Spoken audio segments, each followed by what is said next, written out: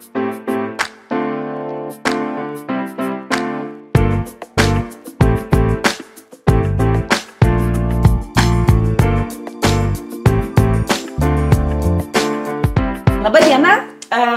vėl susitinkame mamos be dramos ir šiandien pas mus svečiuose Indrė. Labadiena. Labadiena. Gal galėtume prisistatyti ir daugiau apie save papasakoti? Su drama. Mama su drama. Tikrai labai priešingai į šitą, bet atskirai ir kartu būna tų dramų ir kartais jų reikia. Būna tų dramų? Būna. Kokios didžiausios dramos motinystėje?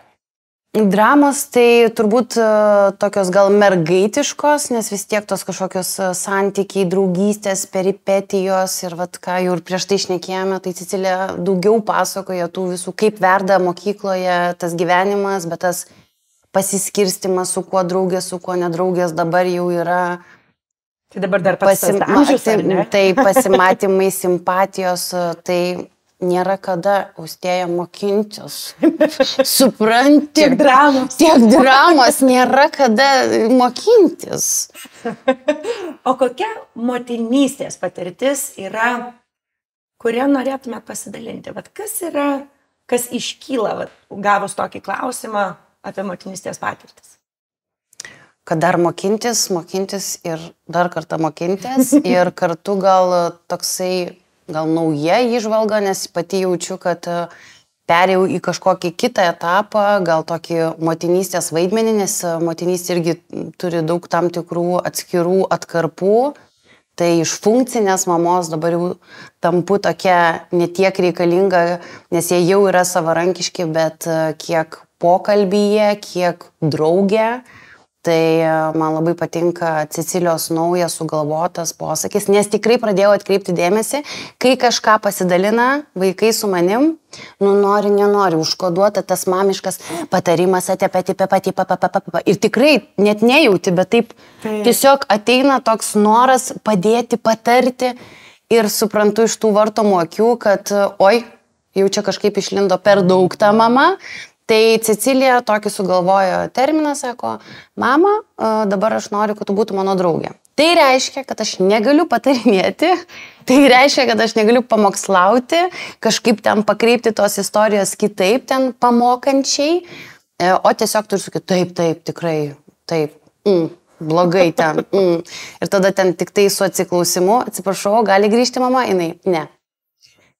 Ne, tai ne, bet tokios taisyklės. Tai suprantu, kad tikrai tas labai svarbus motinystės tame santykėje su vaiku, tas kuriamas ryšys su vaiku ir ypatingai įsiklausimas, nes tikrai pradedi kažkaip tai atkreipti dėmesį į save kaip į mamą ir tikrai tas toksai supratingumas, nes girdint Ceciliją, prigesinant tą mamiškumą, o prisimenant save pačią, mokslo metus, tą amžių, tai jai labai gerai sekasi.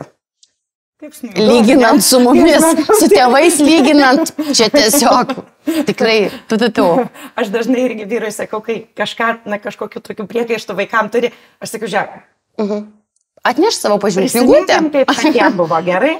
Taip, bet tikrai. Prasme, kad iš tiesų dabar vaikai yra, jie kažkaip brandesni yra, vos ne tam amžiuje, nors viena vertus nebrandesni, su tam tikrais, galbūt gyvenimo įgūdžiais, nes labiau yra pratę, kad mes jiems padedame, užbėgame už akių ir visa kita, bet kita vertus ir brandesni tose emocijose ir refleksijose ir pokalbiuose. Iš tiesų, kai bandai reflektuoti, ar pats 12-13 jau taip argumentuodavai, nebūtinai. Dabar jau per daug tai yra pažengę jie tam emociniam intelektė, kur jau reikėtų toksai prisudėti ir jau net nepasakyti to posakio, kur nebeturi atsakymo. Atneš pažymių knygutę. Kodėl? Todėl, kad atneš pažymių knygutę. Čia tiesiog, kad pasakiau. Jo, todėl, kad pasakiau, nes čia nebeužtenka to. Taip. Mes, kur kalbėjome prieš ar ne, dar tiesiog, kai tik apskritai susitikome, apie, kad ne visada vaikai mus girdi. Tai yra toks tyrimas atliktas ir iš tiesų faktas, kad kai mes kalbame tuo pamokslaujančiu tonu, vaikai tikrai negirdi. Tai yra pernai metų viena, tokių geriausiai vertinamų knygų apie paauglius. Ją yra parašęs mokslininkas, bet tyrinėjo kartu su mokslininkų grupe. Ir būtent yra aprašomas šitas tyrimas, kad jeigu mes su vaiku kalbame ne pamokslaujančių tonu, o tokiu daugiau klausiančių, norinčių išgirsti, tai vaikas tada ir mus girdi. Bet jeigu tik įsijungia tas toksai bambėjimas ir nurodinėjimas ir visa kita, tai jie paklausti tyrėjo, ką čia tau mama ar tėtis sakė, bando prisiminti ir negali. Tai iščiūnino mus visiškai ir tai yra, kaip sako, net negalima ant jų pykt, nes jie fiziologiškai tą nemalonę patirtį užblokuoja. Patvirtinta mokslu mano ta teorija, kad tikrai tas motiniškas tembras balso bambėjimo, jis tiesiog neprieina prie tavo vaiko. Taip, mano dukra man yra sakius, kad mama, o tu gali tiesiog paklausyt. Tiesiog paklausyt, vat panašiai kaip ar ne, kaip būti drauge. Tai maniškė nesisiūla būti draugė, nes žinau, sakau, mano draugės yra bendramžės. Manęs nesikviečia irgi vakarėlis. Tai aš bent jau taip nematoma draugė. Tai vat, kadangi jinai yra girdėjusi iš manęs tą frazę, tai sako, o tu gali tiesiog paklausyt. Tai aš irgi save, mokiau susivaldyti nuo komentavimo, ar ne? Ir tiesiog pasakyti, labai siaubinga. Wow, kokia tragedija. Baisi patirtis. Vietoj to, kad tiesiog pulčiau padėti. Kadangi vaikai jau yra vyresni, aš turiu klausimą apie skaitimą. Kadangi aš pati labai visada visus raginu skaityti ir visa kita, tai ar mėgstate skaityti? Ir ką darote, jeigu vaikai nenori ar nemėgsta skaityti? Ir koks jų santykis su knyga? Nekoks iš tikrųjų, taip liūdnai, nekoks. Tiesiog gal labai atskirčiau Ceciliją ir Pranciškų, nes Cecilijai 12,5, tai jinai irgi labai šiaip skaito, supranta jau patikrinamas yra dalykas, ne tik tai, kad skaityti ir skaityti, nes ne apie tai turbūt prasmė yra viso to skaitimo, bet tikiu tuo, kad vaikams geriausias paskatinimas tai nėra tas sukurtas scenarius ir lūkestis į juos, ko tu pats nedarai, tai yra geriausias pavyzdys paties savęs. Mano Cecilija ir Pranciškus mato, kaip aš daug skaitau, man patinka ir jie negali patikėti, kad tu savo norų nieko neliepta. Sakau, aš tikrai lygiai taip pat, aš suprantu, kad yra labai sunku, tai aš stengiuosi paaiškinti tą prasme ir dėl ko reikia tai daryti, kad būtų aišku ir stengiamės surasti tą neprivalomąją sąrašinę literatūrą, kurią reikia skaityti, o tai, kas būtų įdomu, tai per tokias gal įkvepiančias istorijas, moterišką liniją, ten moteris lyderės, paauglystė dabar yra labai aktualu, dabar naujausia knyga, aš aišku išeinu iš knygyno jau kur, sveiki Indrė, ir aš bandysiu dar kartelį. Tai tiesiog, kad kartu ir su vaikais, kad galėčiau aptarti ir patikrinti, ką jie skaitau. Tai šiuo metu tikrai labai aktuali tema yra autizmo tema ir irgi suradau būtent Cecilijos amžiaus apie autizmą. Jai yra keista, sudėtinga, bet jinai skaito, kažkaip su jie yra šiek tiek lengviau, bet su Pranciškum dar dirbam šio klausimu visais įmanomais keliais ir būdais. Bet turbūt svarbiausia ir yra atrasti tai, kas konkrečiai vaikui patinka. Žaisti kompiuteriu. Žaisti kompiuteriu. Tema turi patinka. Tema, taip, būtent, taip. Tarkim, jeigu patinka, nežinau, pirmasis ar antrasis pasaulinis karas, tai bandyti atrasti. Per kompiuterinius žaidimus. Irgi įsitraukia, ar ne? Taip, ir tikrai buvo arba kažkokie tai herojai.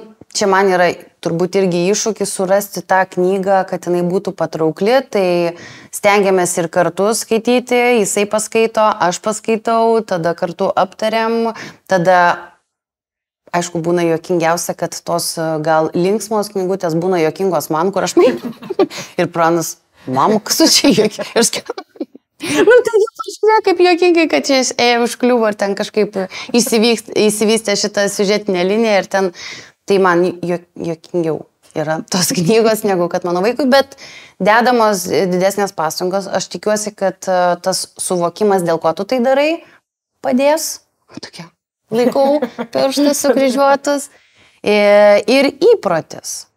Man atrodo, kad tai yra tas labai svarbus momentas, lygiai taip pat, kaip jiems buvo neaišku, kodėl aš turiu valytis dantis, jau dabar tai yra aišku, nebekyla klausimų, nors dar kartais padiskutuojama šitą, grįžtam prie šios temos, kodėl vėl reikia tai daryti. Tai aš labai kažkaip tikiu, kad jie atras tą kažkaip tai tokį gal cinkelį. Dabar skaičiau vieną straipsnį visai neseniai, kur buvo labai tokia visai nebloga technika pasiūlyta. Man jau turbūt be diržo. Spėju be diržo. Jau gerai. Bet labai gerai iš tiesų, kadangi vaikam ir ypač paaugliam dėl jų cirkadinio ritmo, jiem yra siūloma bent pusę valandos iki ėjimo miegoti nelindėti ekrane. Bet kad turėtų tą laiką, na, tokį nusiraminimo laiką, ramybės laiką ir kad atsirastų įprotis. Ar ne, nes dantų valymas yra labai susijęs su įpročiu. Tiesiog mes negalvojam sąmoningai, kad ateis vakaras, aš įsipraustis, kad tik nepamirščiau dantų išsivalyti. Ar ne, mes negalvojam apie tai, mes tiesiog... Nes tai jau įprotis ir tai yra... susiformavęs įprotis. Tai taip pat galima suformuoti įprotį skaityti, kad, na, žiūrėk, jau dabar telefonas, kaip sakant, eina miegoti, liko pusvalandukas ir tu renkiesi. Arba miegi, arba skaitai. Ir dauguma paauglių vis dėlto renkasi rasti knygą, kuri jiem patiks ir skaityti. Ir keli vaikai, na ten irgi buvo aprašyti tokie atvejai, kad tiesiog nuo komiksų pradėjo. Nes nenorėjo skaityti, nepatinka maždaug skaityti. Nu, ne nuo Brisiaus galo. Bet maždaug, nu tai ką man dabar skaityti? Nu gerai, nu komiksai, nu ten Supermanas man patinka. Nu tai gerai, tai vat pasim komiksus ir skaityk komiksus. Ir pradėjo nuo komiksų, bet tada užsinorėjo kažko daugiau, tada dar pradėjo su tėvais apie tai diskutuoti, ką skaito. Na ir išsiugdė įprotis, o su įpročiu ir įgūdis. O jau kai atsiranda įgūdis, viskas. Tada pradeda jau tapt smagu netgi tą daryti. Ir aš tokia sėkmės mums. Mes esam šitame etape formavimo tų įgūdžių ir įpročių, nes labai reikalauja daug laiko patiems ir tas beje šitas įprotis ir įgūdis labai geras ir patartinas ir tėvam. Taip, tai iš tėvų vaikai dažniausiai ir mokosi, iš tiesų, kad ir kaip tėvai sako, kad na, mes ugdome įprotį ir įgūdį, bet jeigu tėvai sėdėdami prie televizoriaus sako, eik skaityti, tai tikimybė, kad vaikas eis skaityti ir gerokai mažesnė. Negu matant tėvus skaitančius iš tiesų. Ar lanko vaikai kokiu nors būreliu? Lanko plaukimą. Čia daug buvo tokios skaitos, tai Cecilija norėjo labai dainuoti, tai kažkaip tai, kadangi vieną sezoną turėjau tikrai intensyvų laiką su Pranciškum ir tokį susikaupimą, tai aš praktiškai eidavau kiekvieną dieną į mokyklą, tai labai džiaugiuosi Cecilijos išugdytų savarankiškumu. Nes kai yra daugiau negu vienas vaikų, savo tą dėmesį atitinkamai turi kažkaip tai padėlioti ir bėgi pas tą, kuriam reikia tuo momentu tavęs labiau, tokia tiesa, be dramų. Tai kažkaip tai Cecilija ir išsiugdė tą tokį, kad savarankiškai, jeigu tu labai nori, aišku, reikia įrodyti, nes buvo daug ir didelė kaita, kurią aš leidau pasirinkti, kad pamėgink ir piešė, ir šoko, ir vaidino, ir plaukiojo, žodžiu, viskas. Tai mes apsistojom dabar, šį sezoną, jeigu klaustumėte, mes esame šokėjos. Sakydama mes, aš suprantu, ką aš sakau, nes aš tikrai mokinuosi tų šokių judesiukų, kurie yra ganėtinai minkštesni negu kad mamos mediniai šokiai. Bet iš tiesų kartu mokate šokti? Na, jinai viską parodo, visus šokių judesius ir mes iš pradžių dar taip su draugėmis sėdėm, nes aš jaučiu. Tikrai nesatau ant kėdės ir nes Cecilija tiesiog yra tos kartos vaikas, kuris šneka ir visą laiką šoka tuos tiktokinius šokius, kas irgi man yra sudėtinga. Tai mes sėdim ir tikrai nužiūrim, kaip reikia judėti moteriškai, elegantiškai, plastiškai. Jo, tai dabar ir aišku papildomai matematika. Matematika, ar ne? 2 metai. O dėl to, kad nori, ar dėl to, kad reikia, ar ne? Šiaip iš tikrųjų iš pradžių tai buvo dėl to, kad reikia, o dabar jinai pati jau kažkaip priprato ir padeda įsispręs, nes nėra laiko. Atsakymas, kodėl reikia, tai aš nežinau. Genai, bet apskritai tiesiog labai gal didelės krūvės. Aš neįsivaizduoju, nes Cecilija lanko privačią mokyklą, norėčiau pasakyti, yra ir konsultacijos vykdomos, bet tiesiog kažkaip tai yra toks, didžiulė problema, drama. Man atrodo labai, šiaip toks visą laiką kabo klausimas, nes mes ne tik Lietuvoje, šiaip apskritai mes bijome matematikos. Yra netgi toks terminas, ta matematikos nerimas. Ne? Ir net dažniau nuo to matematikos nerimo kenčia mergaitės. Nors, vėlgi visi tyrimai rodo, kad tikrai nėra taip, kad berniukam iš prigimties geriau sekasi matematika. Nors vis dar, aišku, pasigirsta tokių, kad čia berniukam lengviau. Bet tai yra labai didelė įtaka darantis faktorius apie tą nuomonę, kuris sklando ore. Taip, tai dėl to, kad ta nuomonė, jinai labai, vėlgi buvo atliktas toks tyrimas, kur mergaitėms prieš testą buvo pasakyta, kad šitą testą labai puikiai atlieka merginos. Ir jau jų buvo procentas geresnis. Kiek užteko pasakyti, kad jų rezultatas būtų aukštesnis. Tuo tarpu, kitaip suformulavus, iš karto rezultatas prastesnis. O jeigu mes tą nuolat kapsime, ne, man yra tekę pačiai girdėti, o dabar sunkesni uždaviniai berniukams. Kur, man tai tiesiog ausis užsiraitė ir spaudimas sukilo. Bet vis dar, mes kalbame jau apie 2025 metus, dar mergaitės nuolat išgirsta. Ir jom kovoti su tais tokiais, nuomonė išankstinė, stereotipais, galvojimu, kad, mano mamai nesisekė, tai turbūt ir man nesiseks ir visa kita. Yra didelė našta. Aš iš tikrųjų dabar šitą ir skaitau momentą ir visai neperseniausiai apie tą straipsnį, bet tai yra knyga, kodėl aš anksčiau to nežinojau arba kodėl man anksčiau niekas to nesakė. Ir ten irgi yra ir kaip tik vienas punktelis apie šitą tyrimą atliktą ir tikrai supratau ir pradedu stebėti save, ką aš sakau, nes tikrai savo baimės, savo kažkokius nusistatymus mes netyčia, nenorėdami, bet kažkaip tai projektuojame savo vaikuose ir po to stebimės arba pateisiname, tai tiesiog atskirti šitą faktą, kad tai yra mano baimė arba mano nejaukumas, susiras savo baimės. Susigalvok savo, man nesisekė. Jo, tiesiog savo susigalvok. Čia mano yra dalykas, o tu kažkaip tai atsiskirti. Tai tikrai tą atkreipiau dėmesį pati savė, dėl to ir sakau apie motinystę. Mano vienintelis atsakymas tai yra mokinuosi ir augu kartu su vaikais.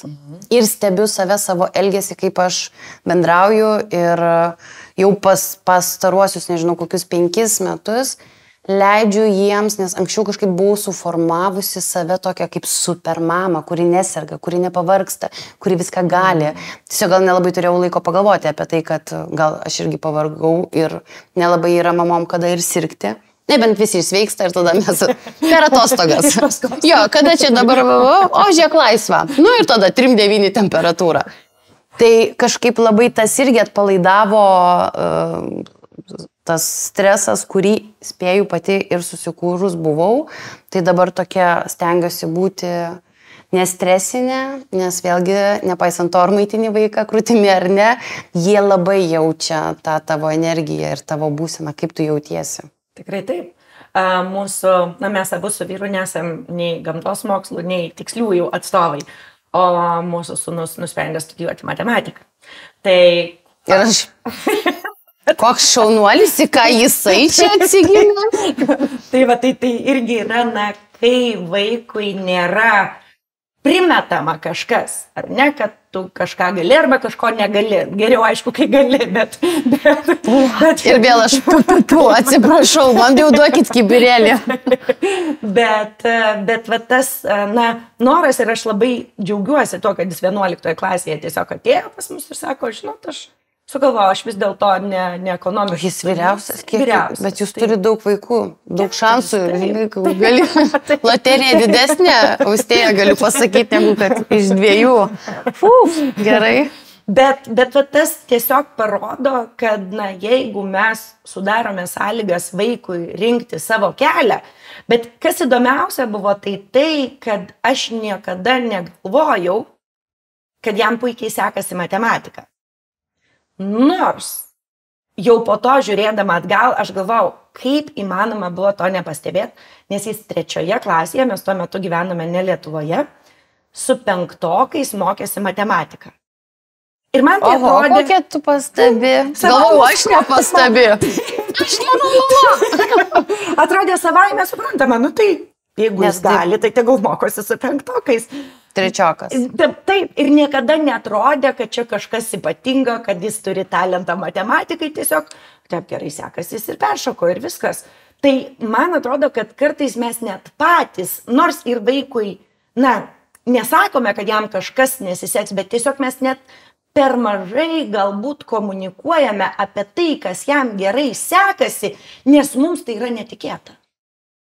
Ar ne, nes maždaug kaip čia man žiūri ir sveri pagal save, ne savo patirtį. Taip, ir kaip yra svarbu ne savo akimis matyti vaiką, o tomis, neutraliomis maksimaliai, ar ne? Ne per savo, kas man sekasi, ar kas man patinka, ar ko aš norėčiau, ar ne, matyti vaiką. Bet per tai, koks tas vaikas. Paieškoti pliusų. Mažiau gal koncentruotis ties minusais arba tai, kas nesiseka, nes mes pamirštam ir daug dėmesio skiriame tiems vaikų trūkumams, blogiems pažymiams ir praleidžiame tas akimirkas, kai jie gavo 10. Tai kodėl mes nuvertinam netgi ir tą patį fizinį, o po to skundžiamės, kaip visi nutukę ir kaip niekas nejuda. Arba ten, nežinau, dailė, muzika, istorija, lietuvių kalba. Kiti dalykai tiesiog nublanksta tie 10-ukai, nes mes, kodėl tu gavai ten 6 matematikos 5? Aš tai tiesiog plaukiu taip, kad 5-baliai sistemai. Ne mažiau, bet jeigu mažiau, tai kažkaip tai išsisukti ir pakovoti. Ir svarbiausias momentas. Aš suprantu, kad didelę įtaką daro ir stresą turbūt tie patys reitingavimai, balai, pažymiai, bet esmė juk žiniose. Kas iš to, kad tu iškalsi ir pamirši, jeigu ir gausi 10, ir tai tiesiog bus toks momentinis dalykas, galbūt kažkaip tą tokį ir bandau pasakyti, kad kažkaip jau dabar galim lyginti ir su Amerika. Tai apie tą tokį, ko aš labai gal ir pasigendu, mažiau to streso vaikams ir tą patį kontrolinį arba testą pateikti ne kaip sužlugs tavo gyvenimas, plausi gatves, nebebus gyvenimo 3-okui. Tikrai, ir kodėl blogai yra plauti gatves, jeigu tu gali galbūt įmonę atsidaryti ir būsit geriausia įmonė, kuri švariausiai, linksmiausiai plauna gatves. Ir kažkas užtikrina, kad jos yra švarios visiems. Taip. Absoliučiai. Tai apie tą tokį momentą ir apie tą sukurtą atmosferą, tokios įtampos ir streso, kurią jau pradeda patirti ne tik tai vyresnių klasių moksleiviai, bet ir pradinukai, mažiukai, kur yra kontrolinis ir tada yra blogai, nes aš būsiu durnas. Jeigu aš gausiu prastą pažymį, aš būsiu durnas, aš būsiu atsilikęs, reiškia, aš esu nevykėlis, bet tai yra, sakau, ne apie tai, tai yra apie tai, kad būtų lengviau sužinoti, kur dar yra kažkokios spragos arba kas tau yra neaišku. Tas kontrolinis arba testas yra tam, kad tada mes žinotumėm, o, žiūrėk, čia šiek tiek tau buvo neaišku, gal galėtumėm pasiaiškinti. Tai aš per tai bandau kažkaip nuimti tą stresą, nes kas yra keiščiausia, kad Cecilija labiau pergyvena, aš ją godžiu. Nors šiaip turėtų būti kažkaip atvirkščiai. Aš turėčiau pergyventi kažkaip ir ten pykti dėl tų pažymių ir sakyti, kodėl daryk namų darbus. Ir man labai patiko mūsų vakar pokalbis. Kažkaip, kad aš ją ten vežiau anksčiau mokyklą, jinai pati pasiprašo, nes konsultacijos, nes jinai kažkokį ten darbą pati susiorganizavusi ir kažkaip aš tokia sakau, bet Cecilija, mes gitarėmės, kad šeštadienį, jeigu nori sekmadienį eiti gimtadienį, šeštadienį pasidaryk visus namų darbus, kad būtų ramu. Ir išlindo toksai dalykas, kad aš dar turiu padaryti vieną darbelį. Ir aš tokia sakau, bet mes tarėmės. Ir jinai sako, mama, ar aš kada nors gavau pastabą dėl už namų darbus arba jų netlikimą? Aš tokia, nu ne. Tai sako, mama, pasitikėk manim. Aš pasidarysiu, nes ta jau sistema, tų praeito sezono mano pokalbių ir indėlio to, kad išsisuk, balas prastesnis, išsiaiškink, eik pas mokytoją, klausk. Galimagi papildomai kažkaip tai darbus rašyti. Tai ta sistema dabar taip atkalta, kur jinai tiesiog mane pastatė į savo vietą ir aš tiesiog taip, mama, ar aš kada nors gavau pastabą? Ne. Mama, aš viską susitvarkysiu pati. Pasitikėk manim ir aš. Reikia pasitikėti. Pasitikėjau. Ačiū, nes turiu dar kitą vaiką, žinai, tavo brolį. Iš tiesų, tie pažymiai, man atrodo, kad mes labai dažnai kaip kažkokia švytuoklė. Tai nuo to, kad viskas yra pažymiai, tai nuo to, kad pažymiai nesvarbu. Man atrodo, kad reikia tiesiog neprarasti sveiko proto ir kai apie pažymius kalbam. Dėl to, kad pažymiai yra svarbu ir aš savo vaikams visada sakydavau, kodėl yra pažymiai svarbu, nes jis yra nuotrauka. Tavo žinių nuotrauka arba tavo gebėjimų nuotrauka. Nuotrauka yra labai svarbu, be nuotraukos tu nežinosi, kaip tu atrodai, kaip atrodo tavo žinios, kaip atrodo tavo gebėjimai. Tai va tada tu pasiėmė tą nuotrauką, tarkim, gavai ten 6 ar 7, ar ne? Turi nuotrauką, ar gali būti geresnė? Gali. Paieškok savo gražesnio rakurso. Einam ieškoti, ką galim padaryti geriau, ar ne? Ir tada tam yra būtent konsultacijos, tam yra tie patys bendraklasiai, su kuriais galbūt kitas gavo 10 ir suprato, tu gali nueiti pasiteirauti, pasiaiškinti, tu gali ateiti anksčiau pas mokytoją, gali likti po pamokų ir gali galų gale pas mus ateiti ir pasakyti, kad žiūrėk, man neužtenka to, ką aš gaunu mokykloje, man per greitas tempas, man per daug informacijos, man reikia truputėlį individualaus dėmesio. Ir to individualaus dėmesio nereiškia, kad jo reikės, jau iki pat 12 klasės pabaigos. Kartais vaikas nesupranta tik tam tikrų temų. Ir būtent tuo metu ta pagalba, ta injekcija, kai supras, vėl gali važiuoti savarankiškai, ar ne? Tai aš sakau, ta nuotrauka yra labai labai svarbi, bet ji yra tik nuotrauka. Čia juk ne profilio nuotrauka. Čia tokia vaikų terminais paauglių. Čia ne profilio nuotrauka. Po pusmečio jau ta nuotrauka bus visiškai kita, po 2 savaičių jau jinai bus visiškai kitokia. Tai nereikia jos ir taip sureikšminti, kad čia yra jau visas mano gyvenimas, bet nereikia ir ignoruoti, jeigu matai, kad kažkas gali būti padaryta geriau. Tai vėlgi grįžtant, ar ne, kad nuolatinis tas dialogas su vaiku, nuolatinis tas pokalbis, ta refleksija, nebauginant, negrasinant, bet reflektuojant apie tai, nes man, pavyzdžiui, irgi nepatinka, kai, žinai, man tai svarbu, kad tau tik gerai būtų, kad tu tik gerai jaustumės. Tai man irgi kažkaip, nežinau, yra tas toks, taip, nes kaip ir negali prieštarauti ar sakyti, jums neturi būti svarbu, kaip vaikas jaučiasi, turi būti svarbu, bet tai nereiškia, kad tai yra arba. Ar ne, kad vaikas turi arba gerai jaustis, arba gerai mokytis. Jis gali mokytis pakankamai gerai jausdamasis. Ir va to pakankamumo paieškos ir turbūt yra visa tai, ką mes darome gyvenime, ar ne? Šitoje vietoje irgi. Jūsų skirtukas, Austėja, dabar bus šitas tuk, 3 kartus. Tokie, neslėpkim, nesidengiam. Ką labiausiai vertinate santykyje su vaikais? Atvirumą. Atvirumą ir kad nebijo pasisakyti galbūt kažkas, kas man gali nepatikti arba ne pagal kažkokias taisyklės ir normas. Aš manau, kad tas sukurtas ryšys su vaikais tai yra pats pagrindas ir pati gal prasmingiausia tėvystės, mamystės esmė, nes visa tai, kokie jie bus užaugę, kokios jų pareigos, kokie pažymiai, nublanksta, tai toksai kaip, nežinau, titulas, lyderiavimas, karūna arba kažkas, tu vis tiek viską nusiemi ir lieka tas ryšys. Tai va tas ryšys bendras ir atviras pokalbis ir noras, kad jie grįžtų, kad norėtų grįžti į namus, kai išvažiuos, visų pirma, būtų gerai, kad jie išvažiuotų savo laiku ir paliktų tą lizdelį, man nepamirštų išvažiuoti, kada reikia ir tada, kad atvažiuotų ir aplankytų. Tai tas kuriamas bendras ryšys apie ne kokie jie yra profesijų lygmenį, o tokiam bendram žmogiškam, kad būtų laimingi, kad atrastų savo kelią. Toks gal pagrindinis noras. Labai dažnai tą ryšį mes kuriame per tradicijas, per tai, ką darome kartu, per tai, ką kartojame darydami kartu. Kokios jūsų šeimos tradicijos? Mūsų tradicijos yra laikas kartu.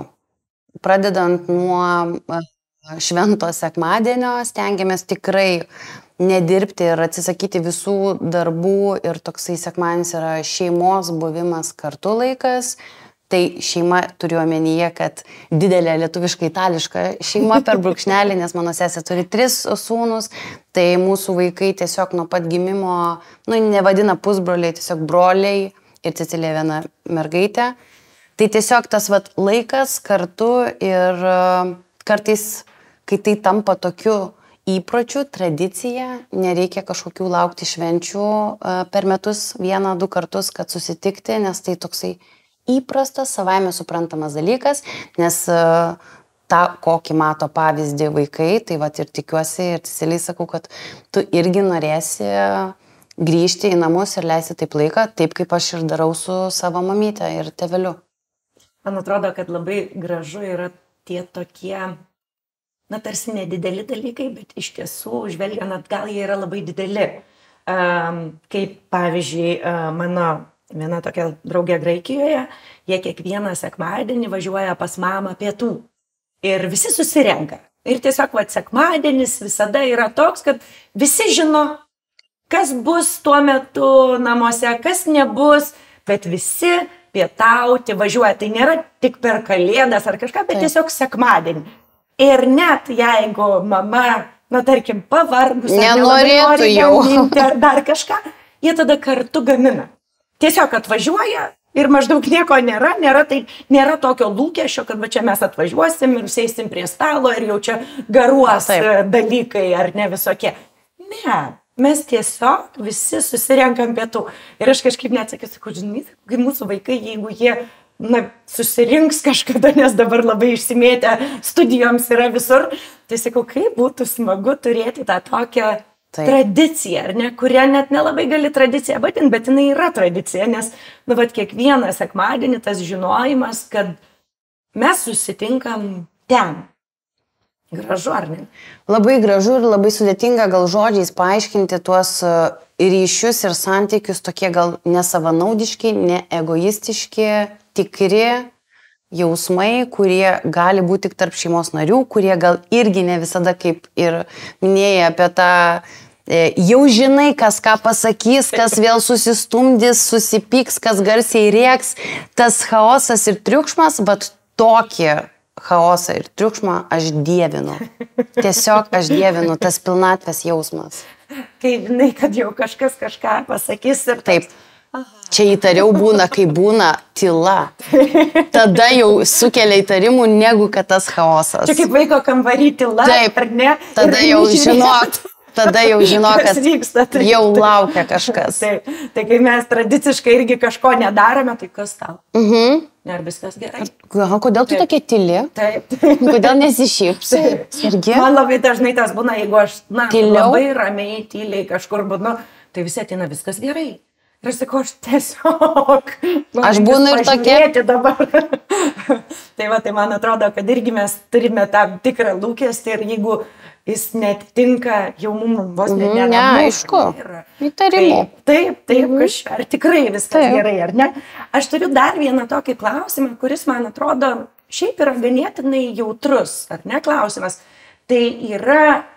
skyrybos ir kitokia šeima ir ta vaikai, ar ne, iš skirtingų šeimų pradžioj, dabar jau viena šeima, ar ne, kaip jums sekėsi atrasti kelią, ar ne, atrasti kelią į tą darną šeimos, kokia ji yra? Aš kažkaip gal nefiksuočiau to ir sakyčiau, mes esame tame kelyje, nes jeigu jau aš galėčiau ir nuskambės tas žodis, kad aš jau žinau viską, aš jau dabar jau mes kaip ir baigėm, įsiaiškinome viską, mums jau viskas aišku. Tai jau tada, ate. Tai ką noriu pasakyti, kad tai yra tiesiog pastovus nuolatinis darbas, aišku, kad mūsų indėlis ir pasiruošimas tam sujungtinė mūsų dideliam šeimos būriui buvo ruoštasi, labai daug skaitėm, labai atsargiai tai darėm, stengiamės surasti tą tokį kelią, nes 3 vaikai skirtingo amžiaus, tai kažkaip tai labai atsargiai, nesu kažkokiu tai, dabar aš būsiu mama, čia naujas tėtis, susipažinkit. Taip yra.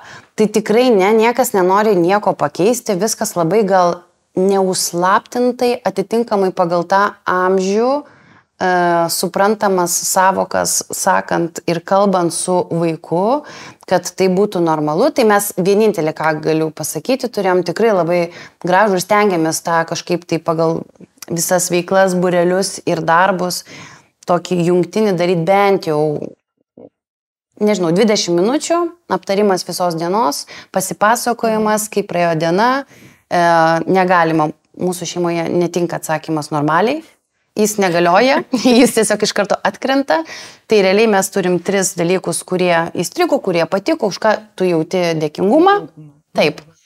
Ir kokie gal nepatiko dalykai, bet mes tiek daug atrandam tų fainų dalykų, už ką galim padėkoti šiai dienai, kad apie tuos minusiukus nelabai kartais ir apšnekam. Tai esmė, kiekvieną kartą kalbėti, bet nesakyti to, nes ateikit vaikai, dabar pašnekėsim.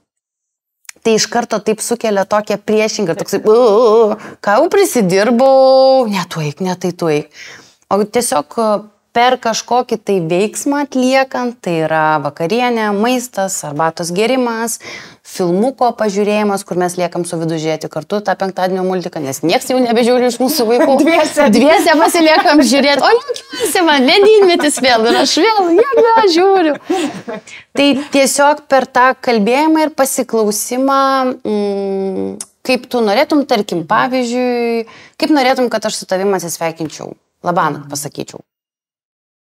Vienas vaikas nori ir vieną etapą norėjo apsikabinti, kitas vaikas sakė, man užtenka, kad tu ateini pasakyti labanakt, tada kitam vaikui reikia gal tiesiog užkloti, paglostyti arba pakalbėti.